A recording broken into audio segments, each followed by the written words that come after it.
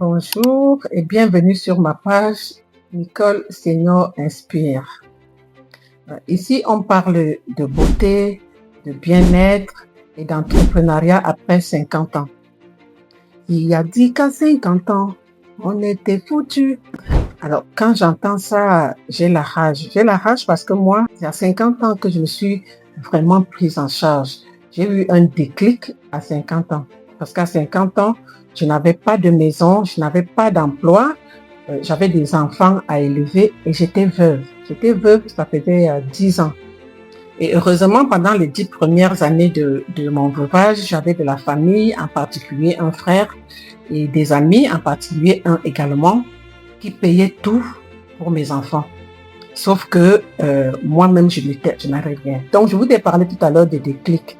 En fait, je vous parlerai du déclic plus tard. Mais ce qu'il faut savoir, c'est que dans la vie, tout nous parle. Tout ce qui se passe autour de nous, je dirais même que Dieu nous parle. Dieu nous parle à travers les gens, à travers les gens que nous rencontrons. Ça peut être autour d'une conversation, d'une dispute, quelque chose que vous voyez en route, au bord de la route, des gens que vous rencontrez. Tout peut être un motif de déclic. Donc, il faut être attentif. Il faut être attentif aux choses, il faut être attentif à ce qui se passe autour de nous. Donc, comme je vous disais, j'ai eu un déclic à 50 ans. Et c'est donc à 50 ans que je me suis levée, je suis allée me former et j'ai ouvert ma première entreprise.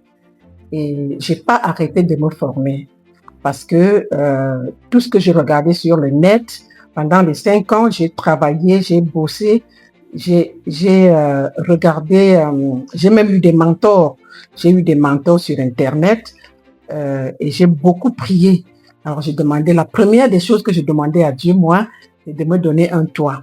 Un toit parce que je puisse partir de la location. Donc, il était question pour moi de mettre mes enfants à l'abri. Donc, j'ai demandé une maison. En fait, même, j'ai demandé une case. Une case. Tout ce que je voulais, c'est une case pour qu'elle soit à moi et que je sois chez moi. Tout ça, je vous dis, à 50 ans. Parce qu'avant, j'avais rien. Et au bout de 5 ans, effectivement, j'ai eu une maison et je peux vous dire que ce n'est pas une case. Dieu m'a permis d'avoir au-delà d'une simple case.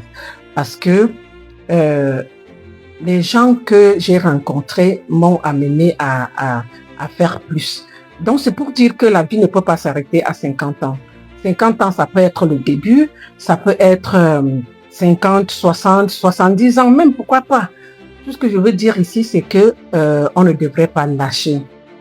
On ne devrait pas baisser les bras parce que la vie peut être plus belle après 50 ans. Parce que moi, après, entre 50 et 55 ans, j'ai beaucoup appris.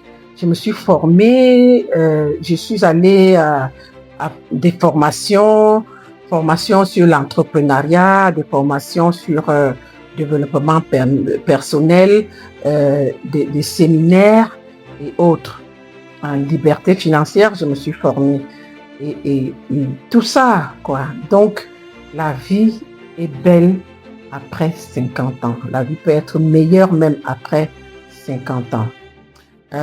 Et parmi les livres que j'ai lus, enfin pas la livre parce que je ne lis pas beaucoup, mais j'écoute beaucoup sur Internet les livres.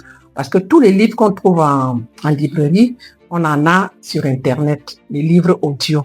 Et c'est comme ça que j'ai rencontré, par exemple, Bob Proctor qui m'a beaucoup enseigné, qui a été mon mentor sans que je l'ai connu. Et Bob Proctor enseigne à se prendre en main. Bob Proctor nous dit que Dieu ne nous a pas créés pour souffrir. Alors, il faut vouloir. Il faut vouloir. Pour avoir ce qu'on veut, il faut se donner les moyens. Et les moyens, il faut se fixer aussi des objectifs. Parce que Bob Proctor nous dit que quand on se fixe des objectifs, une fois qu'on les atteint, on va aller au-delà. Je prends un exemple. Vous trouvez l'objectif de gagner 1 million par mois. Dès que vous aurez atteint le million, vous aurez besoin de gagner, envie même de gagner plus, donc peut-être 2. Je prends cet exemple sur moi parce qu'après ma première maison, je me suis dit, mais attends, j'ai encore un petit bout de terrain à côté. Et c'est comme ça que je me suis mise dans l'immobilier. J'ai rencontré aussi un autre mentor. Lui, il s'appelle Roger Lanois. Lui, je l'ai rencontré finalement physiquement après avoir payé ses formations en ligne. J'ai eu l'opportunité et l'immense honneur de faire sa connaissance physiquement, quoi. Donc, on est allé à des formations, des séminaires. Et lui, son leitmotiv, c'est qu'il parle beaucoup de Dieu. Un peu comme Bob Proctor, quoi. Il dit que la vie est belle et que Dieu est là pour nous aider et qu'il faut avoir la foi parce qu'il faut même avoir de la gratitude et de la foi. La gratitude, même pour des choses qu'on n'a pas encore. Parce que quand on a la gratitude pour ce qu'on n'a pas encore, c'est un acte de foi. Voilà. Donc, je pense surtout aux femmes, les femmes de 50, 60, 70 ans et même plus. Moi, j'ai 60 ans et plus. Je continue d'avoir plein de projets. Je continue de me lever tous les matins. Je vais bosser, je vais travailler, je prends soin de moi. Pourquoi pas vous?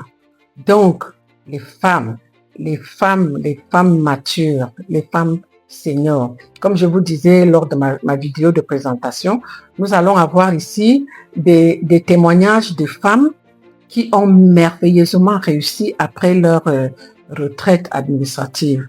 Elles se sont réinventées, elles ont changé carrément de trajectoire ou alors elles ont continué dans ce qu'elles faisaient avant, mais en indépendante. Ce qui fait qu'aujourd'hui, elles ont en plus de leur pension de retraite, elles ont d'autres sources de revenus. Et c'est en plus parce que l'argent, c'est la liberté. L'argent, c'est la liberté. Quand on a de l'argent, ça vous permet de dire non à ce qui ne nous parle plus. Ça nous permet de voyager, de nous soigner quand on est, d'aider les autres, de faire du bien autour de soi.